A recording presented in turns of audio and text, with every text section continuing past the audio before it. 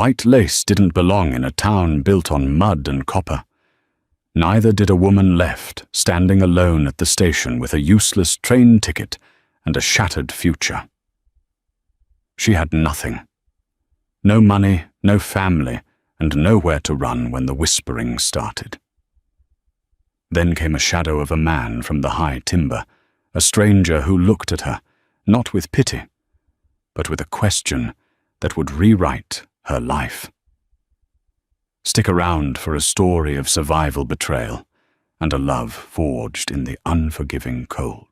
Paper felt impossibly heavy when it carried the weight of a ruined life. Anaya Mercer stared at the cream-colored envelope in her trembling hands. The station master, a balding man with a nervous twitch in his left eye, had handed it to her 10 minutes ago. He hadn't looked her in the eye. He just shoved it across the ticket counter, mumbled something about a courier from Denver, and scurried back into his office.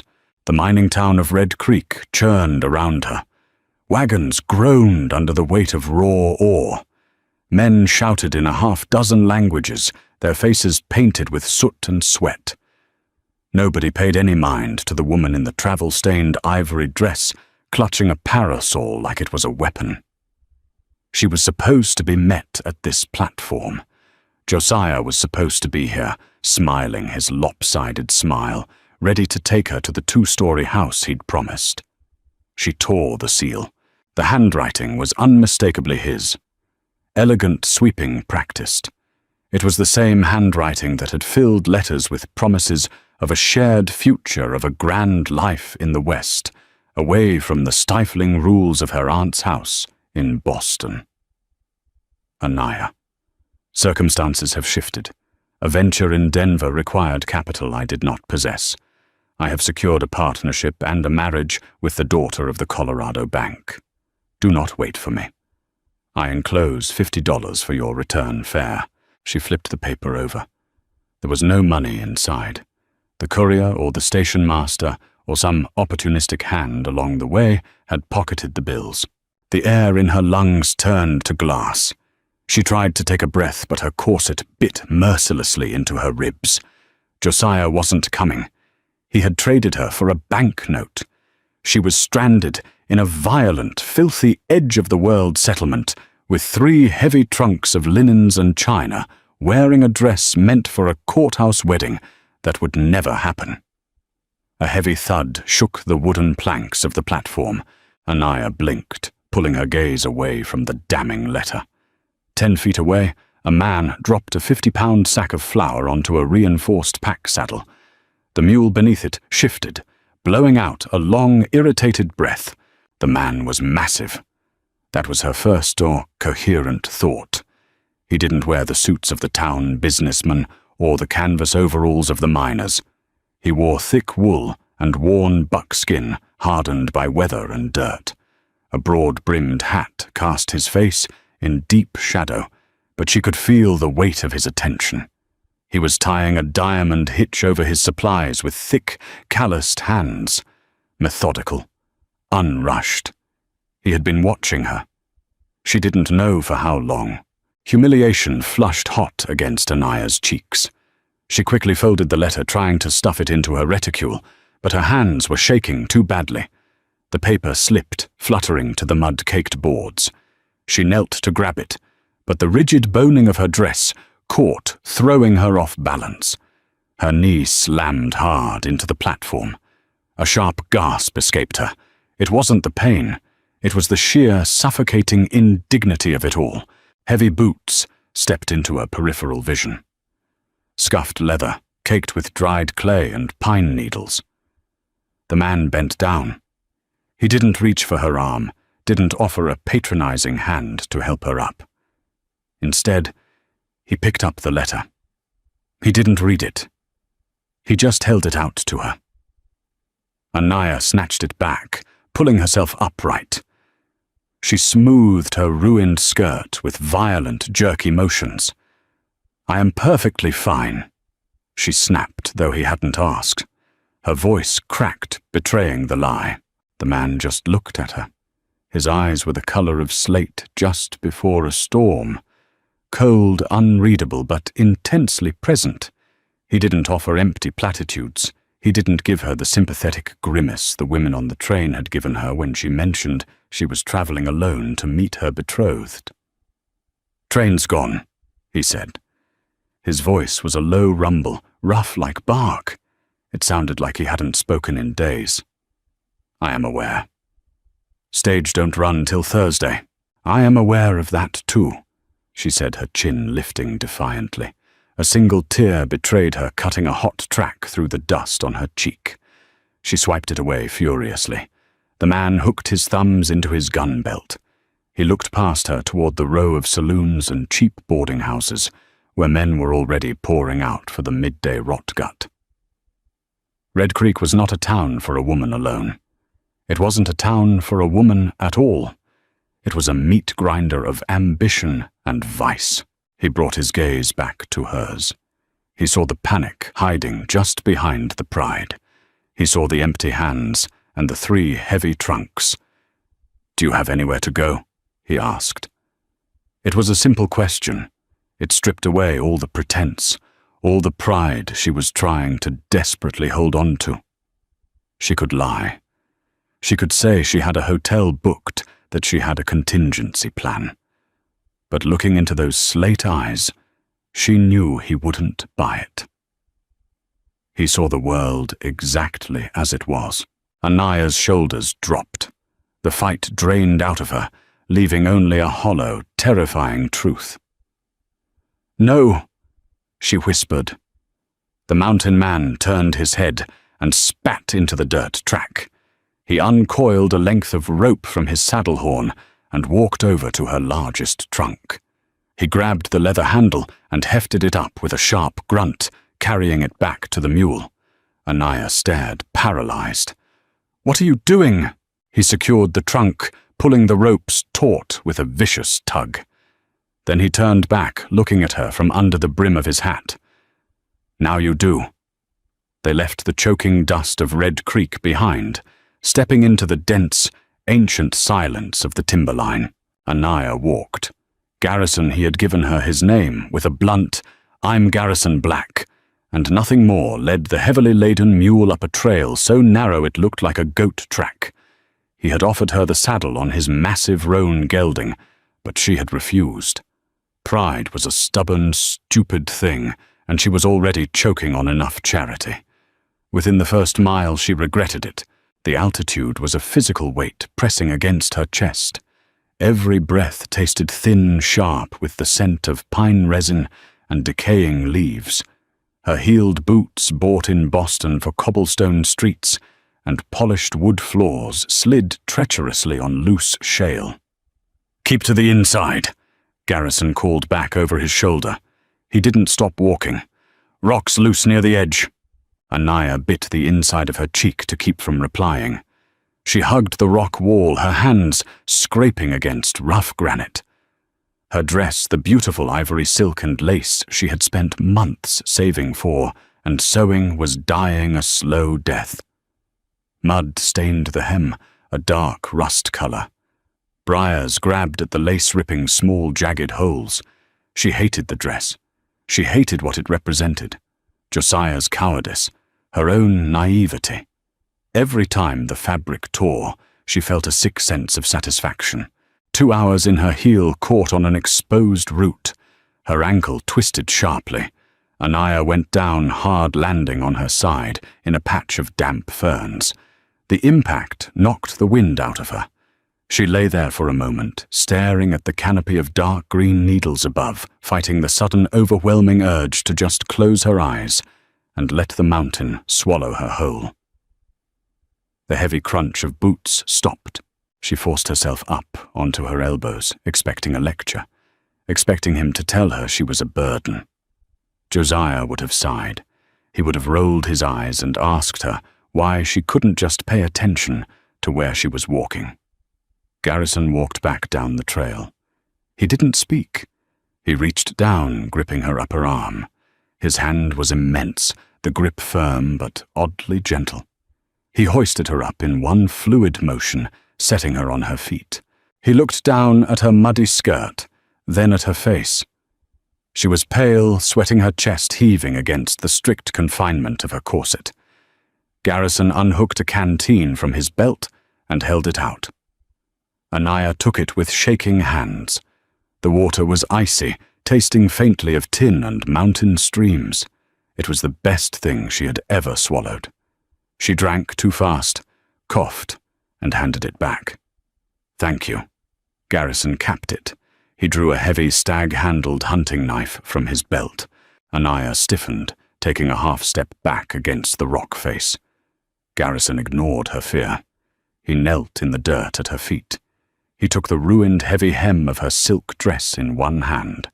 With a swift, practiced motion, he drove the blade through the fabric, slicing a long tear up to her calves.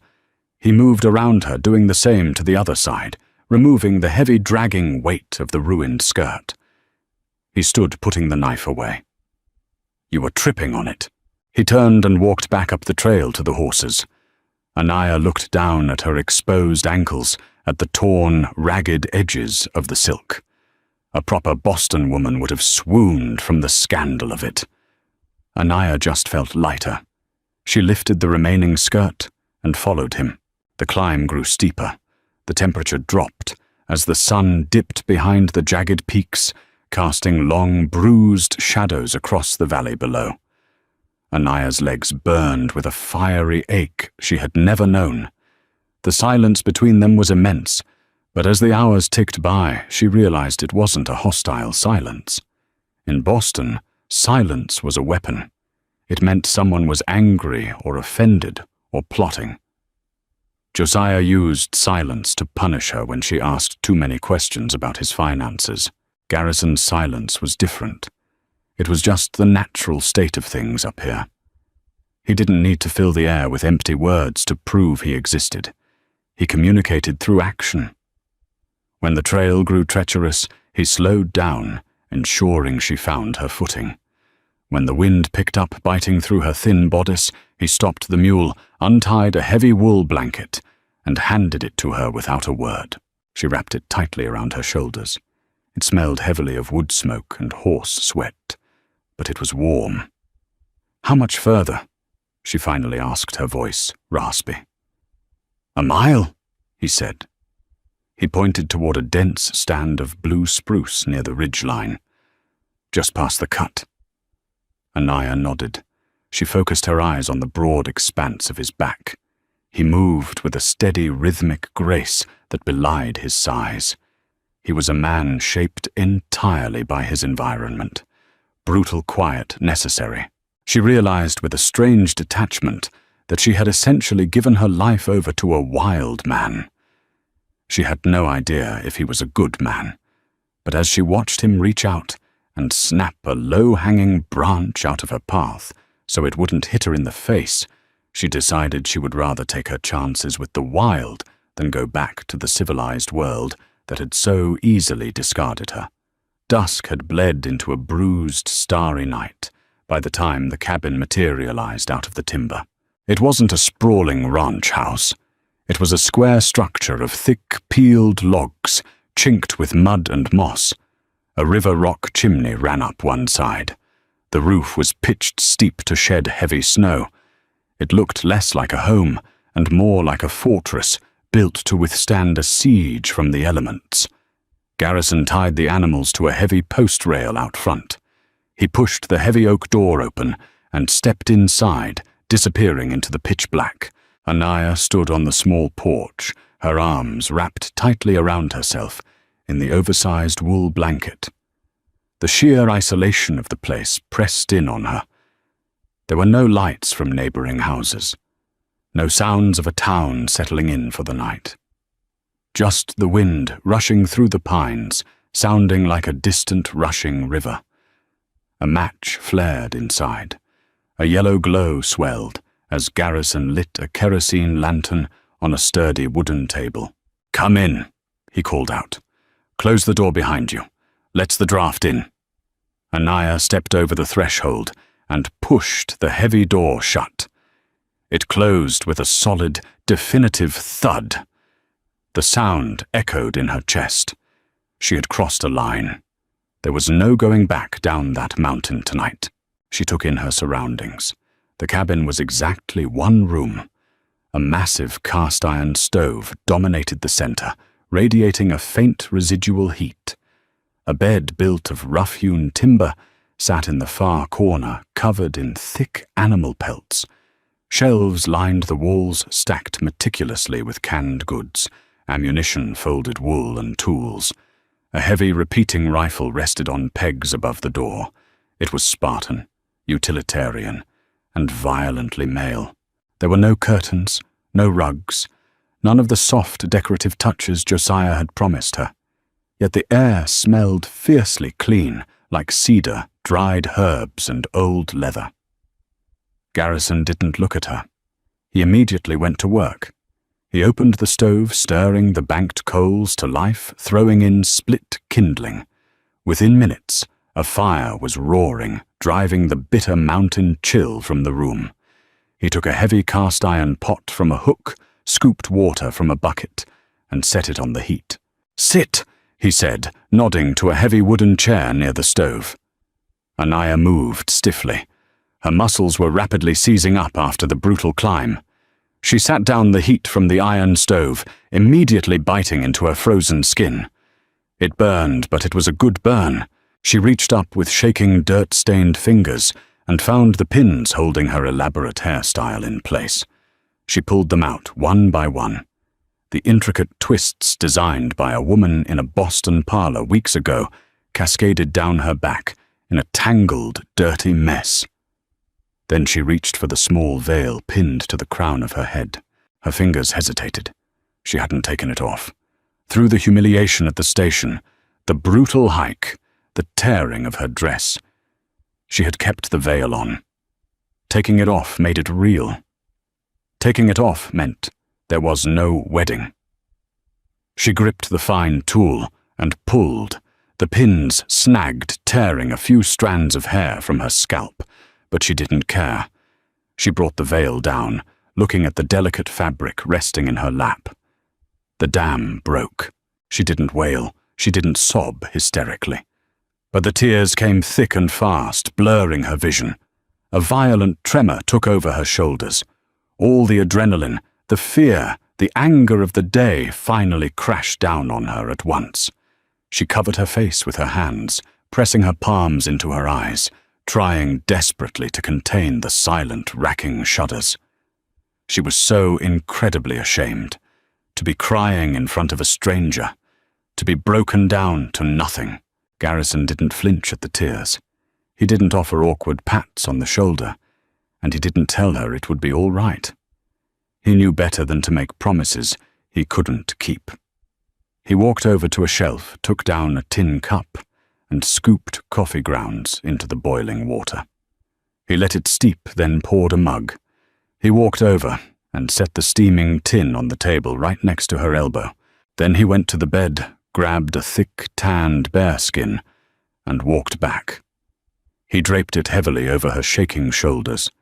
The sheer weight of the hide felt like an anchor grounding her in the physical world. He pulled up a stool on the opposite side of the stove. He pulled a piece of leather, strapping from his pocket, and a small knife, and began methodically working oil into the hide. "Cry if you need to," he said, his voice a low, steady rumble over the crackling fire. He didn't look up from his hands. "No one up here to judge you for it. The mountain don't care." Anaya lowered her hands. She looked at him through wet, stinging eyes. He was focused on his task, giving her privacy in a room where there was none. She reached out, wrapping both hands around the hot tin cup. The heat leached into her frozen palms. She took a sip. It was black, bitter, and strong enough to wake the dead. It was exactly what she needed. "Why did you bring me here?" she asked, her voice thick but steadying. Garrison paused his work. He looked up the firelight, catching the sharp angles of his jaw and the deep lines around his eyes. "Saw a woman drowning," he said simply. Seemed wrong not to throw a rope.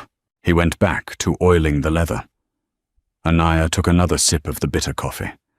She looked down at the ruined white silk around her ankles, then at the heavy bear skin on her shoulders. She had lost everything she thought she wanted today. But sitting in this small ring of firelight, sheltered by a man she didn't know, she realized something profound. She was still breathing. She had survived the worst day of her life. She wiped her face with the back of her wrist, sitting up a fraction straighter. My trunks are still on the mule. Garrison didn't look up, but the corner of his mouth twitched just a fraction. I'll get him. Morning arrived like a blade, sharp, bright, and utterly merciless. Anaya opened her eyes to an unfamiliar ceiling of exposed pine rafters. The heavy bearskin was pulled tight to her chin. For a fractured second, her mind scrambled to piece together where she was. Boston. No, the air was too sharp. Denver. No, Josiah wasn't here. Josiah. The memory of the train station crashed into her chest, bringing a fresh, suffocating wave of panic. She sat up abruptly. The cold air of the cabin bit through the thin cotton of her chemise. She was in the bed. She had a vague, hazy memory of Garrison telling her to take it last night, while he threw a bedroll out near the stove. The cabin was empty. The fire in the cast-iron stove was banked, radiating a steady, low heat. Through the single frost-rimmed window, she could hear the rhythmic, violent thwack of an axe biting into wood. She swung her legs over the edge of the mattress. Her feet hit the rough planked floor, and a jolt of pain shot up her right calf. Her muscles were screaming in protest from yesterday's climb. Every joint felt rusted solid. She stood anyway, leaning heavily against the bed frame until the room stopped spinning. Her trunks sat in the corner, stacked precisely where Garrison had dropped them. They looked absurd here. Brass fittings and polished leather against chinked mud and raw logs. Anaya dug through the smallest trunk with numb fingers. She bypassed the silk blouses and the embroidered day dresses. They were useless, artifacts from a dead life. She found a heavy wool traveling skirt in dark navy and a plain cotton shirtwaist. It took her 10 minutes to dress. Her fingers lacked the strength to manipulate the tiny pearl buttons, and without a corset, the garments hung on her, strangely making her feel exposed despite the heavy fabric. She walked over to the stove. A pot of coffee sat on the warming plate. Beside it, on the scarred wooden table, was a tin plate covered with a cloth. Underneath was a slab of hardtack and a piece of cured venison. It wasn't breakfast at the Parker house. It was fuel. She ate standing up, chewing the tough meat methodically. The door handle rattled. Anaya tensed her hand, dropping the half-eaten hardtack back onto the tin plate.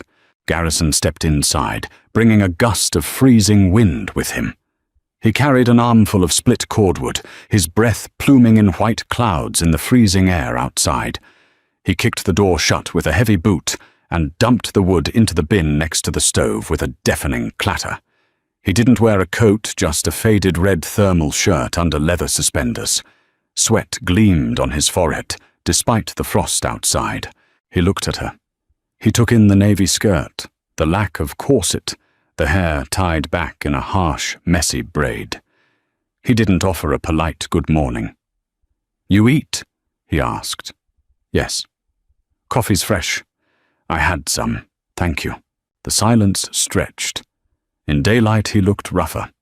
The lines on his face were deeper, etched by sun and wind.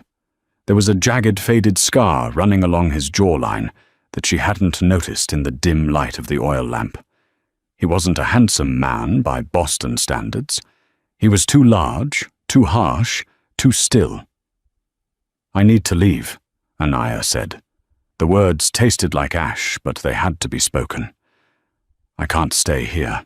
Garrison picked up a rag and wiped the sawdust from his hands. "Where are you going?" "Back to Red Creek.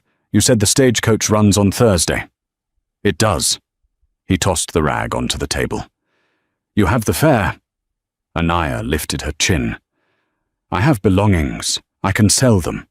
The dresses, the silver flatware I brought for. She swallowed hard. I can sell them in town. Garrison pulled a stool out and sat down. He leaned his forearms on his knees, staring at her with those impossible slate eyes. Red Creek is a mining camp, Anaya, he said. It was the first time he had used her name. It sounded strange in his rough baritone. The men there don't buy silk dresses.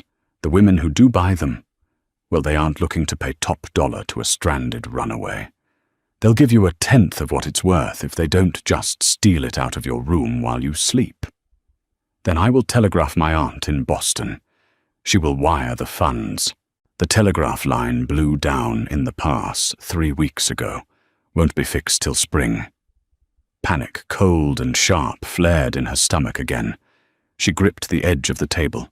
Then what am I supposed to do? I cannot stay here. I am a stranger. You are a stranger. This is wildly inappropriate. Garrison let out a short, humorless breath. He stood up, walking over to the window and looking out at the tree line. Inappropriate, he muttered. He turned back to face her. Lady, you are 5,000 feet above sea level. Winter is coming in fast. Inappropriate is worrying about what forks to use at dinner. Up here we worry about freezing in our sleep or starving before the thaw. He pointed a thick, calloused finger at her trunks. You got a choice. You can hike back down that mountain today. You can try to hawk your fancy plates to a saloon keeper who'll probably offer you a room upstairs instead of cash. Or you can stay here. Anaya stared at him, her heart hammering against her ribs. Stay here. For how long? Till the pass clears. Spring. Or till the telegraph gets fixed, whichever comes first. And in return, she asked, her voice trembling with suspicion. What do you expect from me in return? Josiah had always wanted something. Everything was a transaction. A smile for a favor, a dress for her silence. Garrison's jaw tightened. A flash of genuine anger sparked in his eyes, but he banked it quickly. I expect you to pull your weight, he said coldly. I ain't a hotel maid. You eat my food. You help work for it. You haul water. You chop kindling. You keep the fire fed. I hunt, I trap, I keep us breathing. He stepped closer. His sheer size was intimidating, but he didn't crowd her. I don't want your money. I don't want your gratitude. And I sure as hell don't want whatever you think I want. He held her gaze, refusing to let her look away. You're a pair of hands. That's all. You want to survive. You work. Deal. It was a brutal, unvarnished offer. No pity, no coddling, just a raw assessment of facts. Anaya looked around the tiny, isolated cabin. She looked at the man who had pulled her out of the dirt. She thought of Josiah sitting in a plush Denver parlor, counting someone else's money. She straightened her spine. Deal. 3 weeks later, the ivory silk dress was nothing but a ghost. Anaya stood at the edge of the creek, her breath pluming in the frigid morning air. She wore a pair of Garrison's old canvas trousers, rolled up at the cuffs and cinched tight at the waist with a length of rope. Over her cotton shirt, she wore a heavy wool sweater that swallowed her frame. She looked ridiculous. She didn't care. The mountain didn't care about aesthetics. It cared about calories and heat. She gripped the handles of 2 galvanized steel buckets. The water in the creek ran fast and clear over smooth, dark stones. It was snowmelt, fresh from the high peaks, and it was devastatingly cold. She waded out a few steps, the icy current instantly numbing her boots. She plunged the first bucket in. It filled rapidly, the rushing water fighting her grip. She hauled it up with a sharp grunt. It weighed 20 pounds, maybe more. She plunged the second bucket in, repeating the motion. Her shoulders screamed. The first week had been an agony she couldn't articulate.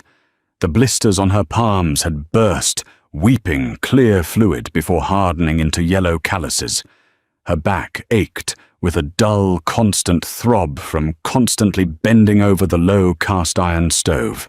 She smelled constantly of lye soap wood smoke and sweat. Josiah used to complain if she wore the same perfume 2 days in a row. Now she would give a gold eagle just for a hot bath. She turned, carrying the sloshing buckets back up the muddy bank. The cabin was 100 yards away, situated up a steep, pine-studded incline. 50 yards in her grip started to fail. The thin wire handles dug brutally into her calloused palms. Her forearms were burning, the lactic acid building into a fiery cramp. She stopped dropping the buckets with a heavy slosh. Water spilled over the rims, sinking instantly into the dry, frozen pine needles. She stood there, chest heaving, staring at the remaining distance. It looked like a mile. A sharp crack of a branch made her snap her head up. Garrison was standing near the woodpile, an axe resting easily against his leg. He had been watching her. He didn't move to help. He just watched, his expression unreadable beneath the shadow of his hat brim. A surge of hot, bitter anger flared in Anaya's chest. In Boston, if a woman carried anything heavier than a parasol, 3 men would rush to assist her. Here this giant stood and watched her struggle like it was a spectator sport. "A little help wouldn't kill you," she shouted across the clearing, her voice raspy from the cold air. Garrison didn't flinch. He leaned on the axe handle. "You drop 'em every day at the 50-yard mark, Anaya," he called back. His voice carried easily over the wind.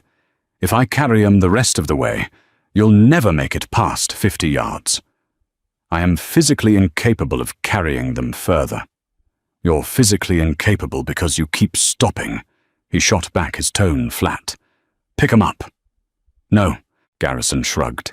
He turned his back on her and raised the axe, bringing it down in a smooth, vicious arc that split a thick pine log clean in half. The sharp thwack echoed off the tree line. "Guess we don't have coffee this morning," he said, not looking back. Anaya glared at his broad back. She wanted to throw a rock at him. She wanted to scream. She wanted to sit in the dirt and cry until someone came and fixed it all. But nobody was coming. Josiah wasn't coming. Her aunt wasn't coming.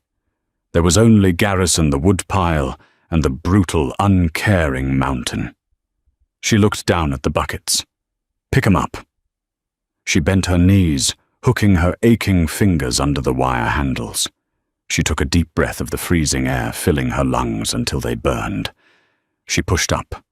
The weight was immense, dragging her shoulders down toward the dirt. But she didn't stop. She took a step. Then another. Her arms shook violently. Water splashed against her canvas trousers, soaking the heavy fabric and chilling her legs to the bone. She focused entirely on the toes of her boots. Right foot. Left foot. Don't drop them. Don't let him win. The incline grew steeper near the porch. Her breath was tearing out of her throat in ragged, audible gasps. Her vision narrowed to the grey wooden planks of the steps. She hit the bottom step.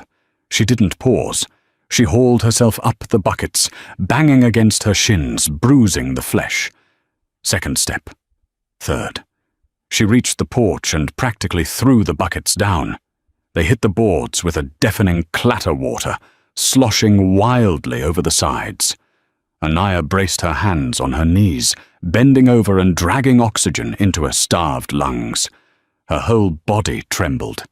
She felt like she had just run a marathon in a corset. The heavy thud of boots approached. Garrison stepped onto the porch. He looked at the 2 buckets, then down at her. She forced herself to stand upright, glaring at him, daring him to criticize the spilled water. He didn't. He reached into his pocket and pulled out a small folded piece of cloth. He handed it to her.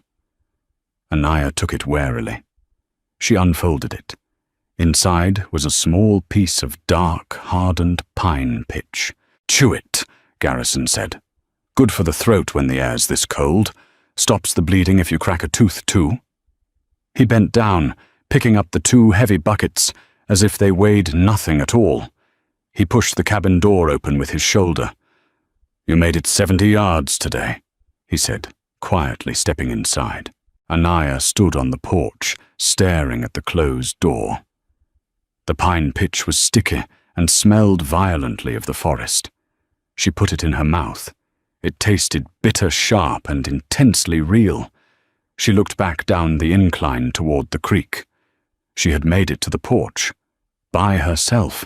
The anger drained out of her, replaced by a strange, quiet heat in the center of her chest.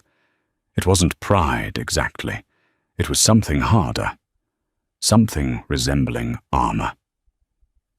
She turned and followed him into the cabin, pulling the door shut firmly behind her. November hit the high timber with the subtlety of a runaway freight train. For 3 days, the sky bruised, purple and heavy, pregnant with a threat that made the pines groan in anticipation. Then the bottom dropped out of the thermometer. The snow didn't fall. It drove sideways in blinding, vicious sheets, erasing the creek, the tree line, and the sky in a suffocating wall of white. Anaya sat rigidly in the chair by the stove. The iron belly glowed a dull cherry red, fighting a losing battle against the drafts, whistling through the chinking. She had fed it 4 times in the last hour. Garrison had been gone since dawn. He had left to check a snare line up the northern ridge, claiming the animals would be moving frantically before the deep freeze locked the mountain down. He told her he would be back by noon. The small tin clock on the shelf ticked past 3. Anaya gripped the arms of the chair. Panic cold and sharp as the wind outside clawed at her throat. It wasn't the romantic, swooning fear of a dime novel heroine missing her lover. It was the primal, terrifying realization that if Garrison Black died in that storm, she would follow him into the ground before December. She didn't know how to shoot the heavy, repeating rifle. She didn't know how to track meat. She was a passenger on a ship whose captain had just been swept overboard. She stood up, pacing the short length of the cabin. 10 steps to the door. 10 steps back. She grabbed her heavy wool coat from a peg and shoved her arms into it. She didn't know what she was going to do. Walk out into a blizzard. Scream his name into a wind that sounded like 1,000 screaming women. It was suicide. A heavy, violent thud hit the oak door. Anaya froze. Her heart hammered against her ribs, loud in her own ears. Another thud. Weaker this time, followed by the unmistakable sound of metal scraping against wood. She lunged forward, throwing the heavy iron latch and pulling the door inward. The wind shrieked, driving a wave of dry, biting snow into her face. Garrison collapsed across the threshold. He didn't stumble. He simply fell like a felled oak, his massive frame hitting the floorboards with a bone-jarring crash. The door slammed shut behind him, caught by a sudden violent downdraft, plunging the cabin back into dim, fire-lit silence. Anaya dropped to her knees beside him. "Garrison." He lay on his side, his breath rasping terribly in his chest. His heavy canvas coat was caked in a thick crust of ice. But it wasn't the ice that made Anaya's stomach pitch violently. The entire right side of his coat, from the shoulder down to the waist, was soaked in a dark, freezing slush. It looked black in the dim light. Copper and wet wool filled the air. He rolled onto his back with a ragged groan, his eyes fluttering open. They were glazed, the slate grey, clouded with pain and shock. "Deadfall!" he rasped. His jaw trembled. Branch snapped under the snow load. "Pinned me!" Anaya didn't scream. 2 months ago, she would have collapsed in hysterics. Now her mind detached, shifting into a cold, terrifying clarity. She reached for the collar of his coat. "I have to get this off you," she said. Her voice was steady. It surprised her. Garrison nodded once, a jerky, exhausted motion. It was a brutal wrestling match. He was dead weight, his muscles spasming from the freezing temperatures and blood loss. She had to drag him closer to the stove, hooking her arms under his good shoulder and pulling with everything she had. When she finally managed to peel the frozen canvas and the flannel shirt beneath it away, she sucked in a sharp breath. A jagged, brutal tear ran from his collarbone down across his bicep. It wasn't a clean cut. The wood had torn the flesh, leaving ragged edges. It was bleeding sluggishly now, the cold having slowed the flow, but as the heat of the stove hit his bare skin, the crimson flow began to quicken. Needle. Garrison choked out his head, lolling back against the floorboards. Shelf. Tin box. Silk thread. Anaya scrambled up. She found the rusted tin box behind the coffee rations. Inside was a heavy, curved needle and a spool of thick black thread used for mending leather. Beside it was a half-empty bottle of clear, foul-smelling whiskey. She grabbed them along with a clean flour sack and dropped back down beside him. "Water's hot," she said, splashing some from the kettle into a tin basin. She poured a generous splash of the whiskey into the water. "This is going to burn." "Do it." She pressed the soaked cloth into the wound to clear the debris. Garrison's entire body went rigid. A low, guttural sound tore from his throat, a sound of an animal trapped in a snare. His left hand shot out, gripping the leg of the heavy wooden table so hard his knuckles turned bone-white. Anaya didn't apologize. She didn't offer soothing words. She worked fast, her hands slick and red. She threaded the heavy needle, her fingers remarkably steady. "Hold still," she ordered. It wasn't a request. She drove the needle through the tough, leathery skin of his shoulder. It took more force than she expected. The pop of breaking skin made her gorge rise, but she swallowed it down. She pulled the black thread tight, bringing the jagged edges of flesh together. Garrison's chest heaved. Sweat broke out across his forehead, mingling with the melting snow in his hair. He watched her face as she worked. He didn't look at the wound. He looked at her eyes, anchoring himself to the sharp, absolute focus he saw there. 6 stitches. 10. 14. She tied the final knot and cut the thread with her teeth, spitting the bitter silk from her tongue. She grabbed a clean strip of the flour sack and bound it tightly around his shoulder, pulling it taut across his chest to keep the pressure on. When it was done, she sat back on her heels. Her hands were shaking violently now. The adrenaline was receding, leaving a hollow, freezing ache in her bones. She looked down at her hands. They were stained deep red. Boston parlor hands, ruined and capable. Garrison let out a long, shuddering breath. He reached over with his good arm, grabbing the bottle of whiskey she had left on the floor. He brought it to his mouth, pulling a long, heavy swallow.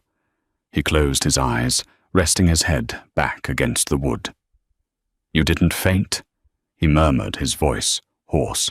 Anaya grabbed a rag and began wiping the blood from her skin. "I don't have the luxury of fainting, Garrison. If you die, I die. I prefer to live." A low, rough sound rumbled in his chest. It took her a second to realize it was a laugh. Dark, exhausted, and genuine.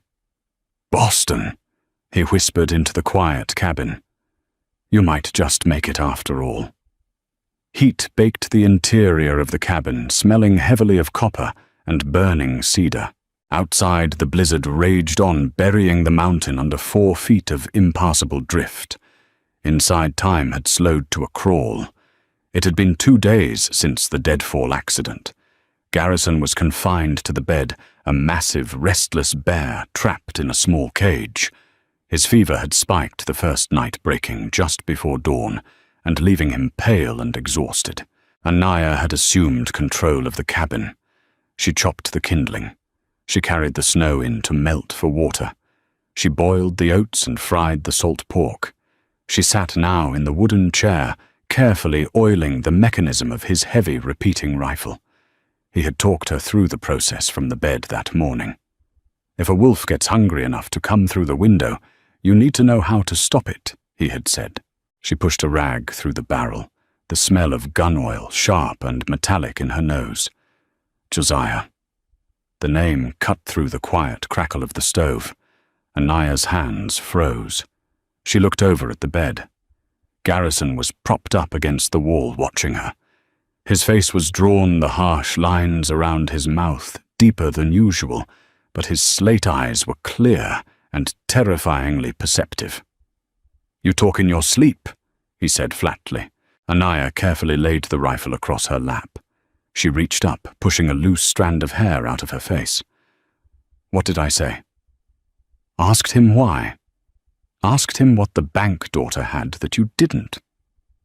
Garrison shifted, grimacing, as his stitched shoulder pulled. "Seems like a stupid question. She had a bank."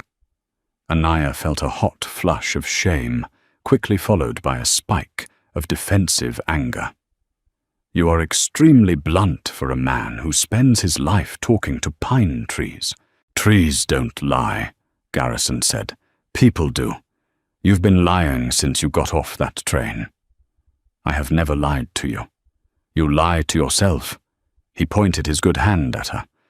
"You act like you loved him, like your heart is broken. Your heart ain't broken, Anaya. Your pride is." She stood up abruptly, the rifle clattering slightly against the chair. "You know nothing about my life. You know nothing about Boston or my aunt or what it is to be a woman with no inheritance and no prospects. Then tell me." The challenge hung in the air, heavy and absolute. He wasn't judging her. He was simply demanding the truth. Anaya stared at him, her breathing shallow. She looked around the rough-hewn walls of the cabin at the sparse, brutal reality of this life. And suddenly the polite fictions of her old life felt absurd. She sank back into the chair. "My aunt took me in when my parents died," Anaya said, her voice dropping to a harsh whisper. "I was 12.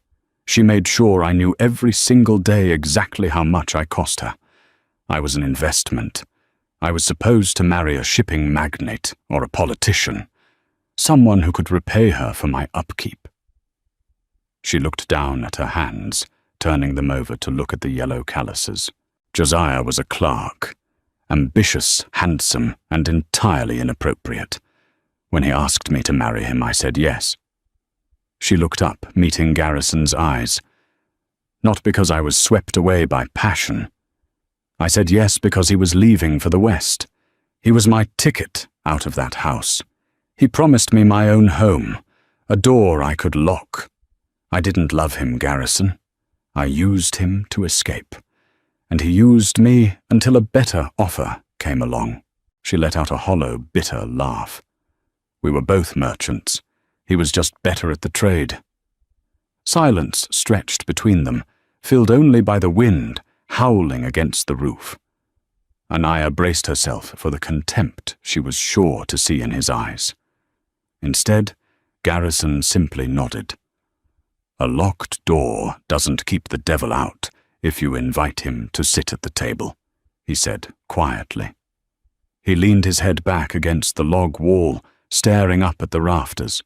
"Had a partner once," Garrison said. His voice was low, gravelly, with disuse.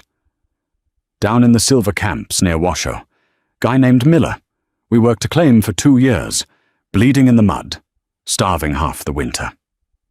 Anaya stayed perfectly still, terrified that if she moved, he would stop talking.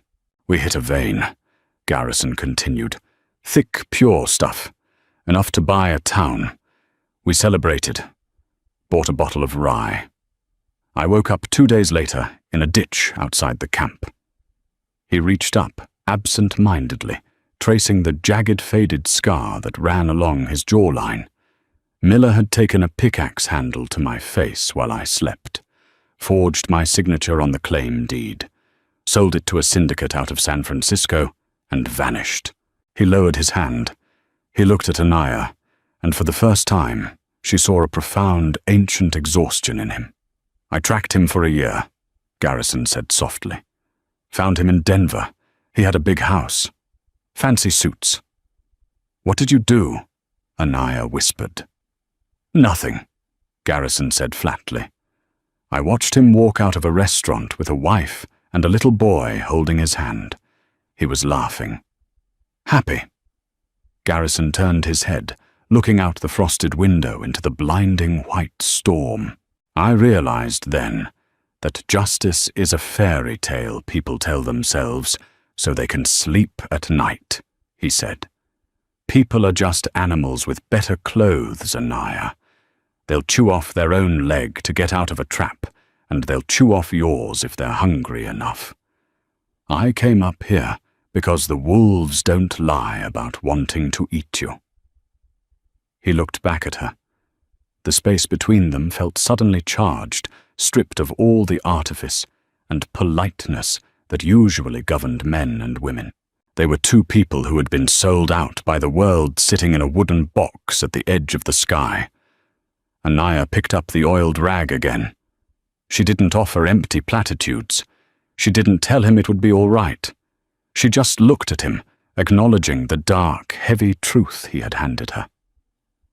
"Well," Anaya said, quietly, working the action of the rifle with a solid metallic click. "At least the wolves are honest." A small, genuine smile touched the corner of Garrison's mouth. It changed his whole face, wiping away the harshness and leaving something fiercely human behind. "Yeah," he said softly. "They are." Ice shattered along the banks of the creek like broken glass. The mountain didn't wake up gently. It tore itself out of winter with flash floods of snowmelt, the deafening crack of thawing timber, and the overwhelming raw scent of wet earth. 5 months had passed since the blizzard. Anaya stood on the porch, a heavy iron skillet in her hand, watching the valley below emerge from its white tomb. She wasn't the woman who had cried in a ruined wedding dress. That woman was dead buried somewhere, under the November snows. The woman standing on the porch wore faded canvas trousers and a flannel shirt rolled up to her elbows. Her skin was baked golden by the high-altitude sun, her hands rough and competent. She knew how to gut a rabbit, how to bank a fire so it burned through the night, and how to read the clouds building over the southern ridge.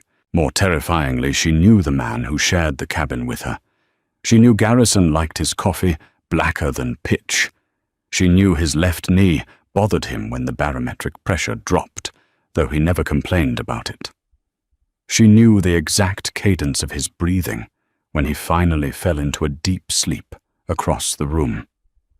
They had spent 150 nights in a space no bigger than a rich man's parlor, moving around each other in a quiet, heavily choreographed dance of survival. The heavy thud of an axe split the morning air. Garrison was near the woodpile, stripped down to his thermal shirt, despite the lingering chill. He moved with a fluid, brutal efficiency. The jagged scar on his shoulder pulled tight against his skin, with every swing a stark, white line against tanned muscle.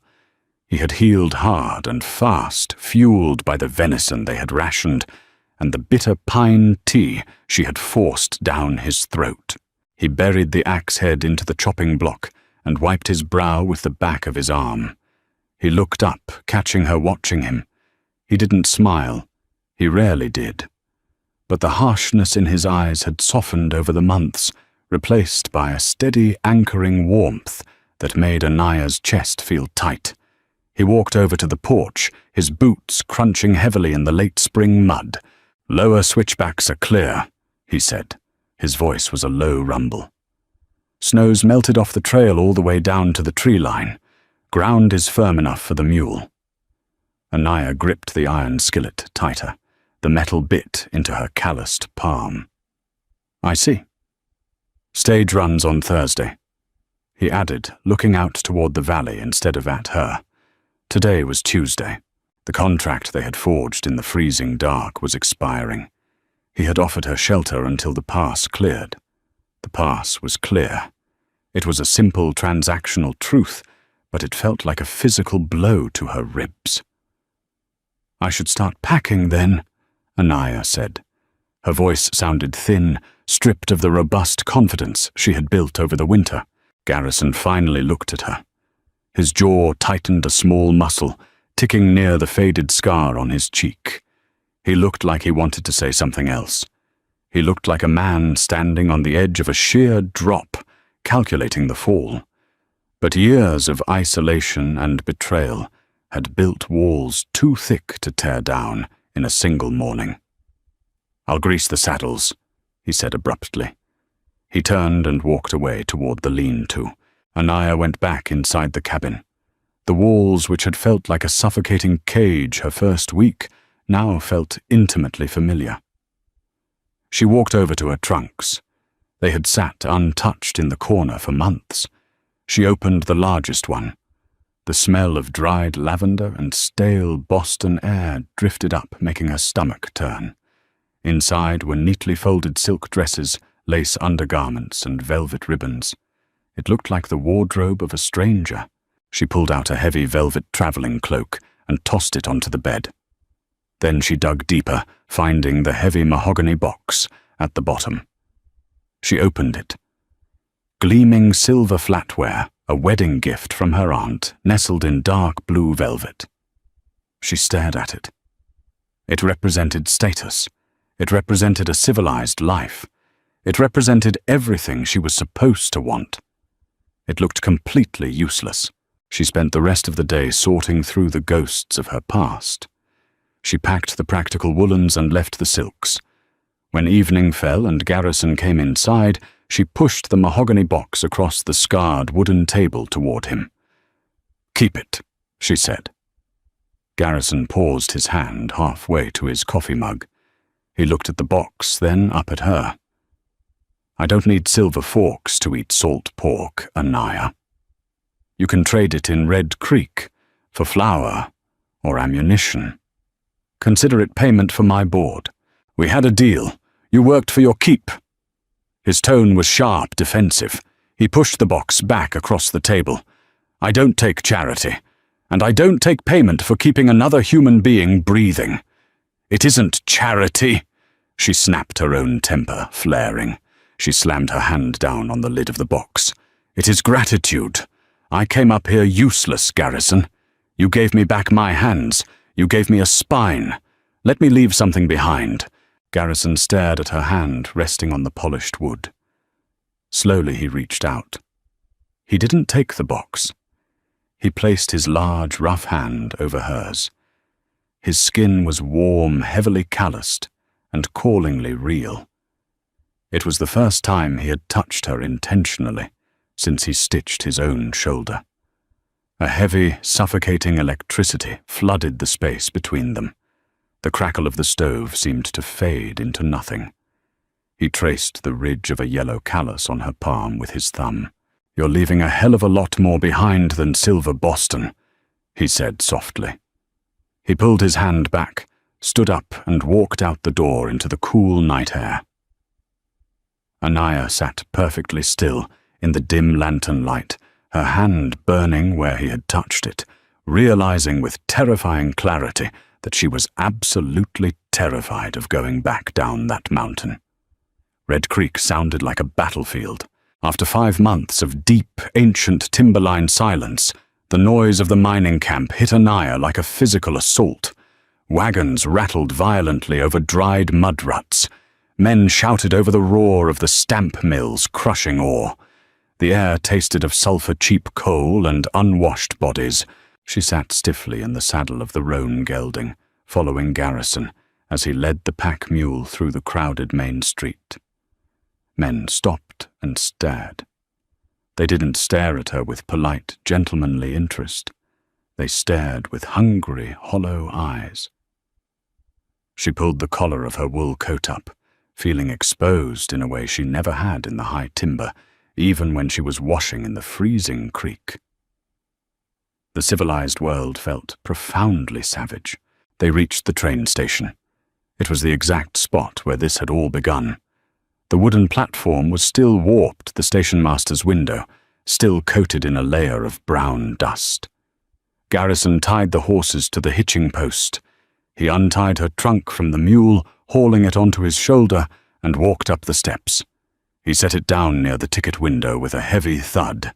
Anaya dismounted and followed him. She walked up to the counter.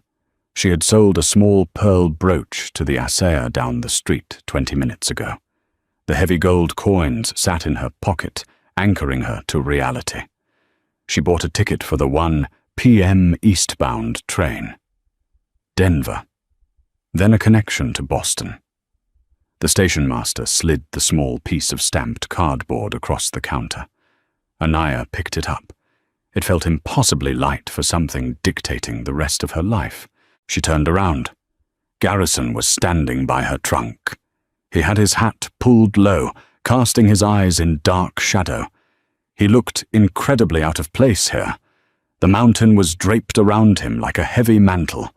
He belonged to the wind and the high rock, not to this filthy, grasping town. A sharp whistle blew in the distance. A plume of black smoke rose above the tree line to the west. The train was coming. "You got your ticket," Garrison said. His voice was entirely flat. It was the voice of a man reading a casualty list. "I do." "Train'll take you to Denver. You can get a sleeper car from there. Safe. Warm." "Yes." The ground began to vibrate slightly under their boots as the locomotive approached. The massive iron machine rounded the bend, screeching and hissing steam, a dark beast invading the valley. It ground to a halt at the platform brakes, screaming doors slamming open as porters rushed out. "Well," Garrison said. He reached up, touching the brim of his hat in a stiff, formal gesture. "Good luck to you, Anaya." He didn't wait for her to reply. He turned his back on her, walking down the wooden steps toward the horses. He untied the roan gelding in a smooth, practiced motion, swinging his massive frame into the saddle. He gathered the lead rope for the mule. Anaya stood by her trunk. She looked at the train. Through the dusty windows of the passenger car, she saw a woman in a tightly corseted emerald dress fanning herself aggressively. She saw a man in a bowler hat yelling at a porter over a scuffed leather bag. She thought of her aunt's parlor. She thought of Josiah. She thought of the endless, suffocating rules, the polite lies, the transactions disguised as romance. Then she looked at the mountain, towering over the town, jagged and permanent against the blue sky. She thought of the smell of pine pitch, the bitter taste of black coffee, and the brutal, honest truth of the wind. She thought of the man who had seen her at her lowest and demanded she stand up. Garrison spurred his horse, turning away from the station. Anaya dropped the stamped cardboard ticket. It fluttered to the dirty platform, landing near the toe of her boot. She didn't run.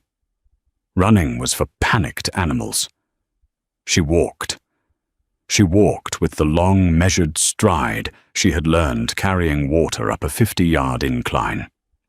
She reached the bottom of the steps just as Garrison was leading the horses past. "Garrison!" He pulled back on the reins. The roan stopped, blowing out a breath. Garrison looked down at her. His expression was carefully blank, but his knuckles were white where he gripped the leather. "Train's boarding," he said. "I know." Anaya reached up and grabbed the bridle of the horse. She looked up into his slate-grey eyes, stripping away the last ounce of Boston pride she possessed. "You told me once that the wolves don't lie," she said, her voice steady over the hiss of the train engine. "Well, neither do I. I don't belong in that metal box. I don't belong in a parlor." Garrison stared at her.